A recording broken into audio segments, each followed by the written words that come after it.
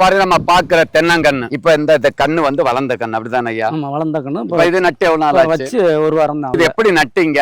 நாளுக்கு நாள் தான். நாளுக்கு நாள் குழி எடுத்து செம்மண்ணும் மணலும் கலந்து அந்த செம்மண்ணும் மணல் வேப்பமண்ணா கலந்து குழிய 3 அடி குழி மூடிட்டு இதுல இருந்து எடுத்த மண்ணை அப்புறப்படுத்தி அப்படியே குழிய ஒட்டி நட்டுட்டோம். நட்டு இப்ப தென்னங்கன்னு சாயுது. ஆமா.